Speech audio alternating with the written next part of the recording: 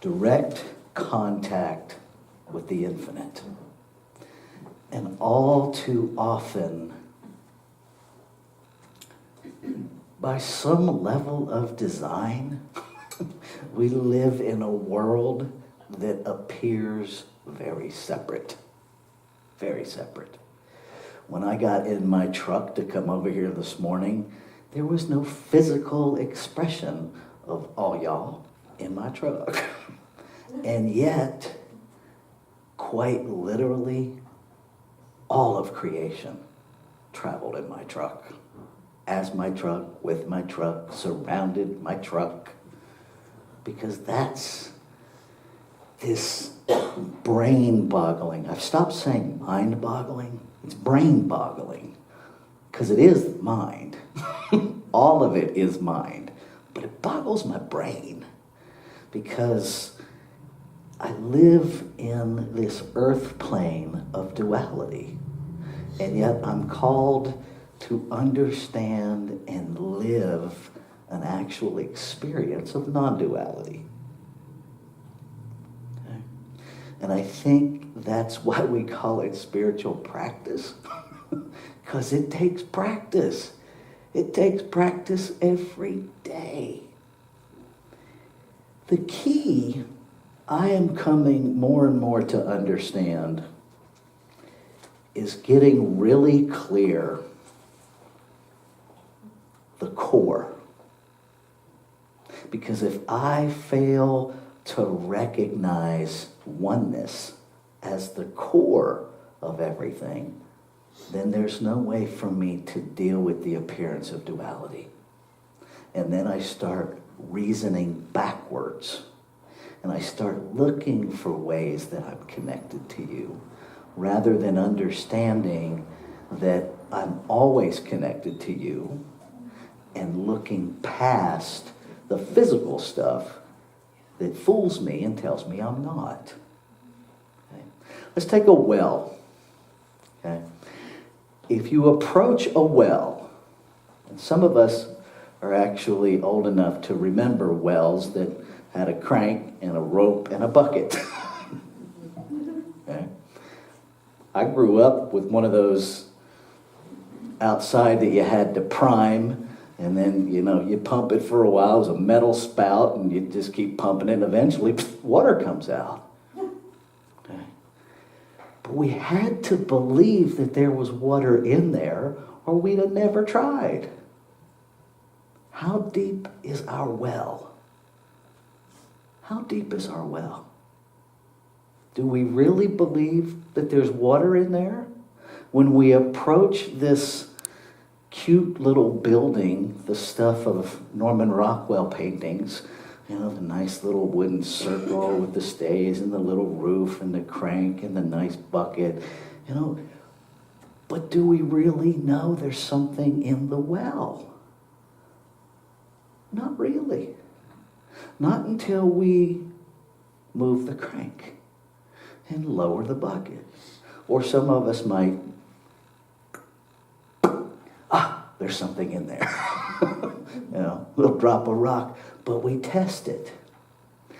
And what I invite you to know is that you don't have to test the well of spirit. And that testing it is actually the activity of saying, I don't believe it's there. Because if we really believed it's there, we wouldn't test it. We would just know it's there. And we would use it because we know it's there. The way wells work is there are these things called underground aquifers. And we tap into the aquifer, which is even deeper than the well. And water comes from that. And the aquifers are fueled by water underneath layer after layer after layer. We are fueled by layer after layer after layer. Many of you know my favorite Rumi quote.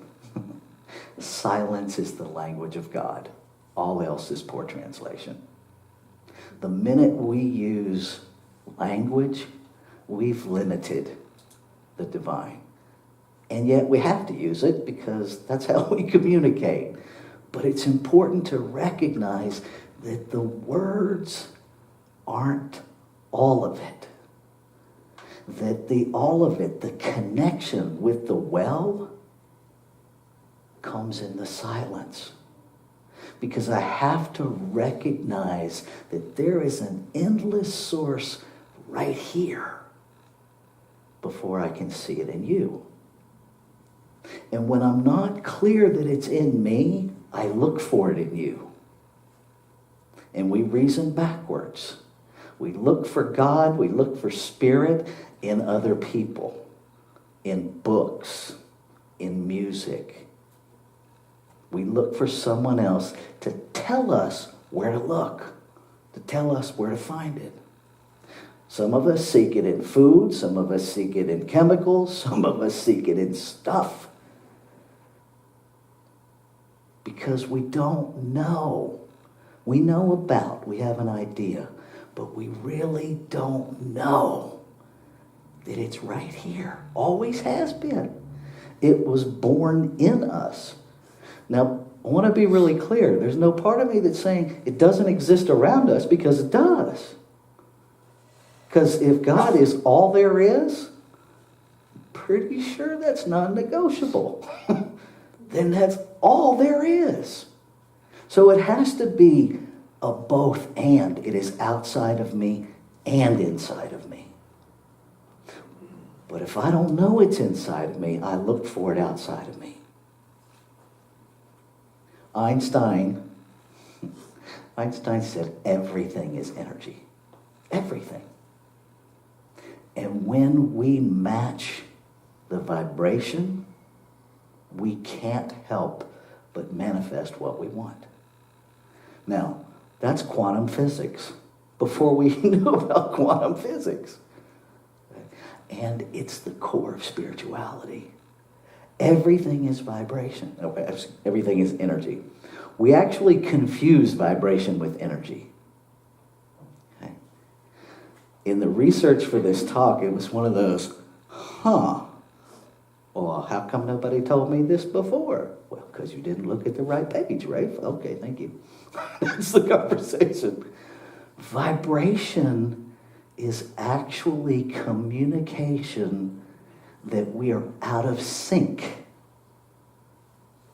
with the pureness of energy. It's out of sync. Because when you are absolutely in sync with the vibration of your being, it's just crazy bliss. Crazy peace. See, peace is the absence of vibration because it's perfect alignment. In the Bible, it talks about the glory of God. And if you go back to the Greek, the glory of God is the moment that human consciousness perfectly aligns with divine consciousness. There's no vibration. There's just, that's the stuff that Rumi is talking about in the silence. If we can truly get to silence, and there's all kinds of debates on whether or not we can get there in human form, because even in the lack of sound, I don't know about y'all, but there tends to be a lot of noise in my mind, even if there are no sounds in my environment. And I used to think that was silence. It's not. Silence is silence. It is that pure alignment of energy. Can we get there? I don't know. But I know I'm going to keep trying. Dowsing rods give me a clue. And my dowsing rod is meditation. Okay? If I'm looking for water and I've got dowsing rods, what that activity is the activity of the vibration of water with the vibration of copper, with the medium of our bodies coming together to inform us of where it is that we're seeking. Vibration is information. So if you're sensing a vibration, what if we just settled into asking it, what are you taking me to? What are you informing me of? Most of us, when we feel discomfort, we're way more invested in getting comfortable than going deeper into the discomfort. And what if, just consider, what if your greatest gift is in the depths of your discomfort? Are you willing to stay in the feeling, in the vibration long enough to come into congruence? Or do we find something to shift our attention away from the vibration, to distract ourselves? I'm going to tell you a story. 87-year-old college student, college freshman, 87 years old. And on the first day of class, the professor challenged everybody in the class to meet and get to know someone that they'd never known. And so the students are milling around trying to find that. She taps this handsome young man on the shoulder and says, "Hi, handsome, my name is Rose. I'm 87 years old. Can I give you a hug?" And he laughed, and he's like, "Of course you can." Well, the two of them paired up and got to know one another. They talked during the class, and then afterwards went out for a milkshake, and every day after class, they hung out. Every day. And his initial response, his initial internal reaction, he admits that, this person tapped me on the shoulder and I turned around and saw this wrinkly time machine. That was his thought, was, oh, good Lord.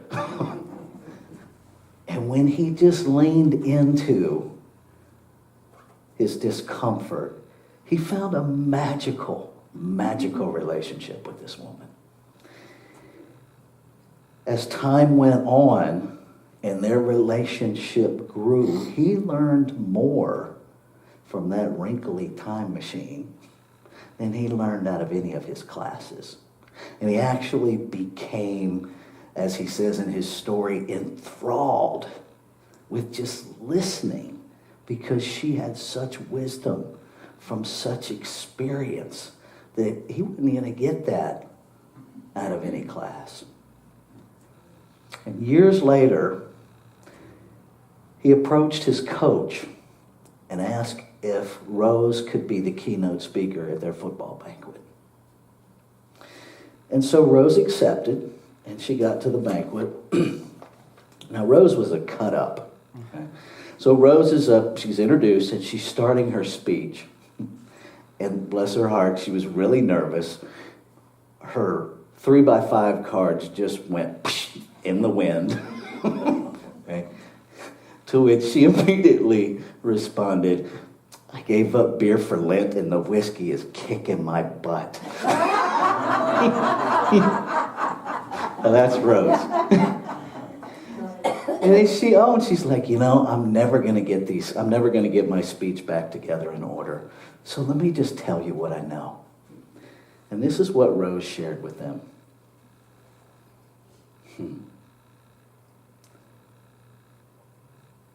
We do not stop playing because we're old.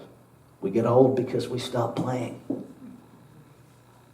There are only 4 secrets to staying young, being happy, and achieving success.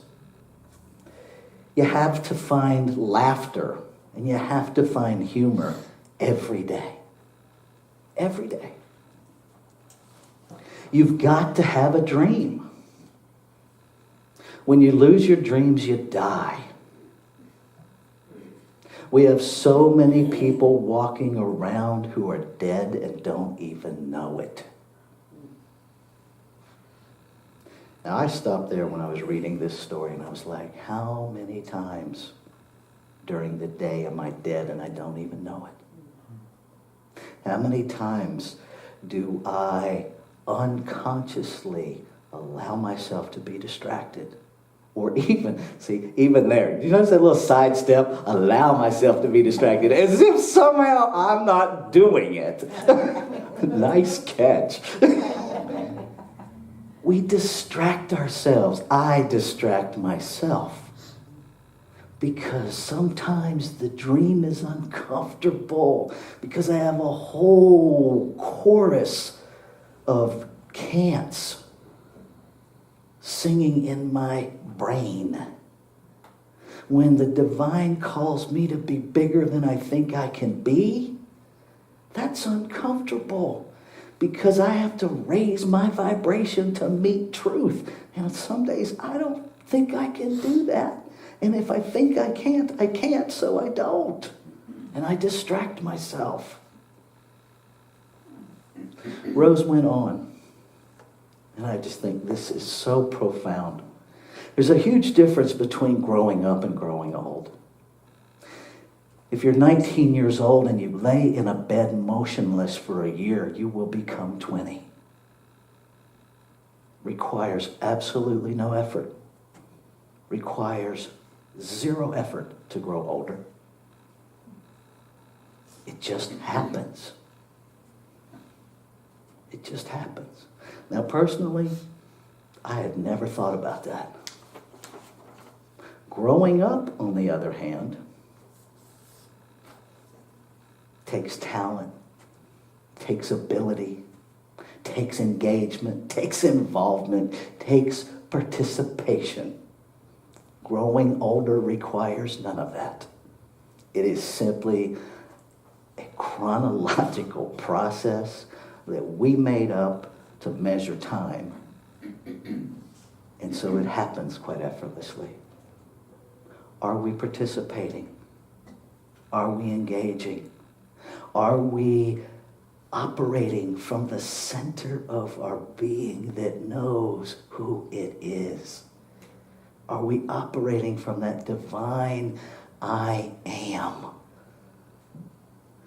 And allowing it to inform us rather than us using the stuff to inform it.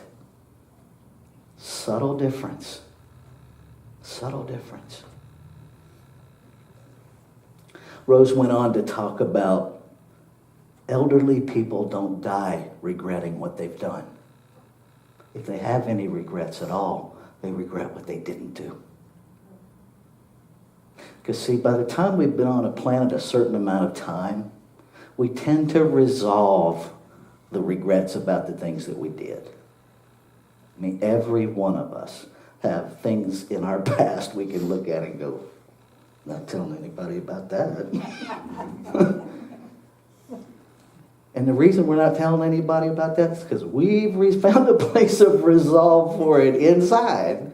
So we don't need to tell nobody else about it. You notice when you're younger, how you have to tell everybody about your indiscretions because you're trying to sort them out? Facebook cracks me up. It's like this bastion of, look how stupid I can be in public. Sometimes. Because I watch us put things on there that it's like, I would not share that with the whole world. Really, I kind of sort of wouldn't.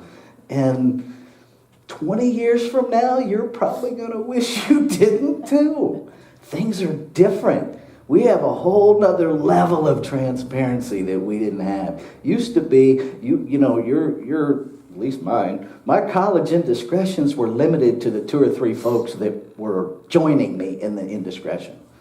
See, so they had an investment in keeping their mouths shut too because they were participants. Now, it's all out there. Okay? What if we resolved it here and didn't share all of that necessarily? And what if we flipped the script And those things that we hear from other people that create that uncomfortable vibration, instead of removing ourselves from that person's presence, what if we actually listened? Because is it possible in some dimension, maybe somewhere on the planet, that in this concept, which I believe is a reality of oneness, that it communicates to me through every avenue? That the news that I don't want to watch is a communication of the divine. That the behavior of people that just gets under my skin is a communication from the divine. But I get lost in their behavior instead of understanding that, well, you got some judgments, Rafe. This ain't about their behavior. It's about your assessment of them based on their behavior. That's what's the discomfort in me, because I have moved my vibration. Okay? Only I lie to myself and I tell myself I'm lowering. They're down here and I'm up here. I'm vibrating at a higher level, and if they would just change their behavior and move up to my level, we'd be such a happier world. Maybe it's only me. Maybe I'm the only one who does that stuff. We're reasoning backwards. If I go to the core of me and I sit with the core of you, nothing you do can touch that, because what we do ain't who we are. It's just stuff we do. It's trying to figure out this thing called humanity. Okay. Rose went on.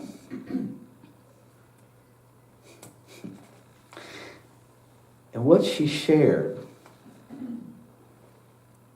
kind of blew me away, because even in spirituality, we tend to get distracted by materialism. This is what Rose said. We make a living by what we get. We make a life by what we give. Let me say that again. We make a living out of what we get. We make a life out of what we give. How often are we busy trying to get something to fill up this thing that we think is an empty hole? And I have had that empty feeling sometimes where it felt like this empty hole where the wind just blew through me. And the truth of the matter is, that's where the divine already is. And I've got it backwards in those moments. Instead of knowing the truth of my being, I'm trying to fill it with something out here. Because I didn't anyway. Maybe somebody in here did. I didn't grow up being taught that I am a precious manifestation, a living, breathing being of love. That no matter what I do, I can't not be that. That no matter what behavior I've engaged in trying to figure out this earth journey, that I can never minimize the preciousness that I am. Not that I was born to be, that I was born being. And even our language of trying to become is misleading. You already are that. When you are outside, take a moment. Just look around. take in the magnificence that you're standing in and feel it right here. That is who you are. What you feel in that moment is the truth of your being. When you listen to a song and it takes you to a place that you can't explain, that's who you are. Our choice is to unravel all the lies that keep us away from that. The last thing Rose did in her talk is that she challenged this whole room of college jocks. This is a football team, okay? 87-year-old Rose in a room full of testosterone.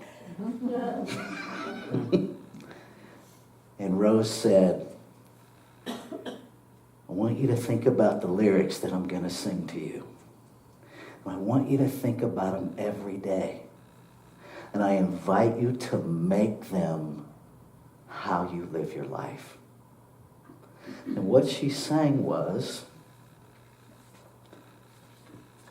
some say love, it is a river that drowns the tender reed. Some say love, it is a razor that leaves your soul to bleed. Some say love, it is a flower, an endless aching need. I say love, it is a flower, and you, its only seed. It's the heart afraid of breaking that never learns to dance.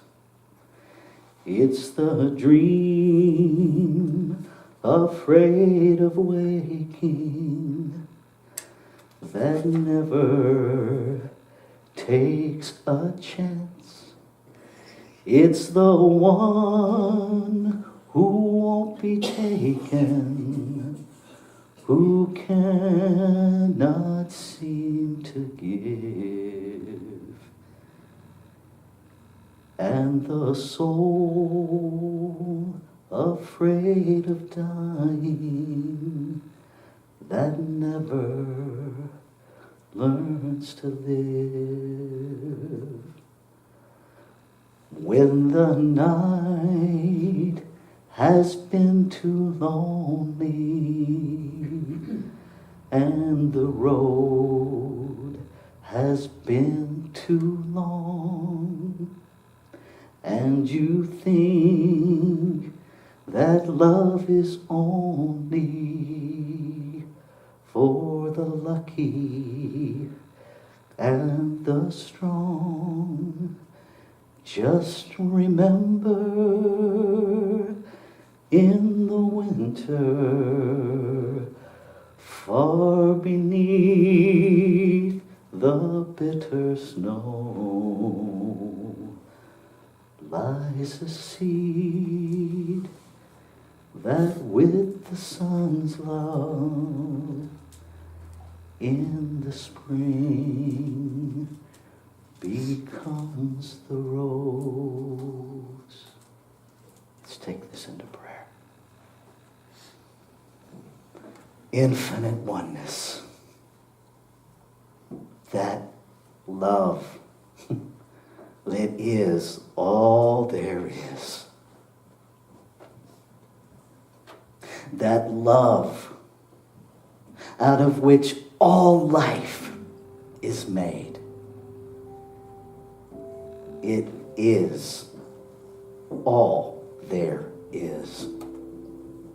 And because it is all there is, and I am here in form, it must be here as me. It can't be any other way. And what is true of me is true of all life. Everything I see in form,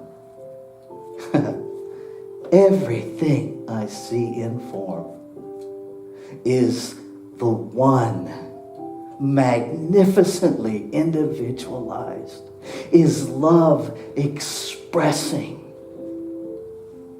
itself in so many amazing ways. And so knowing this to be true, I speak my word for and about all of creation, for myself and for all, that we wake up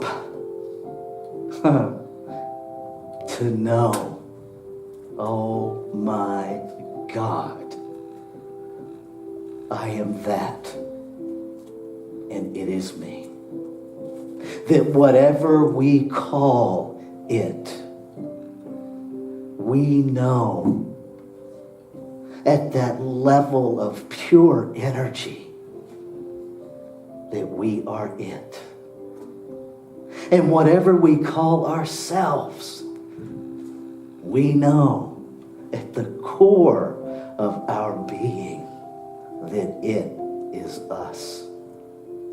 That we belong to each other.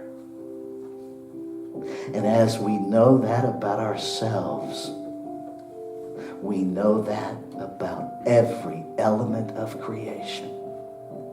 That as I look into the eyes of another, I know at the very core of my being that I am looking from the eyes of the one into the eyes of the one. And I stand in that truth. And I live from that truth. And I give from that truth. That the agency of my life is creation itself. So grateful to feel that. To let that overtake anything that would stand against it. To just feel that well within me. To know it's always there. It can't dry up. So I don't have to test it. I just get to drink it and be it and let it flow. And so in this gratitude, I release my word, knowing it is the word of the one spoken through the hollow bone of this physical being. I invite you to anchor this prayer as your own by joining me as we say, and so it is. Let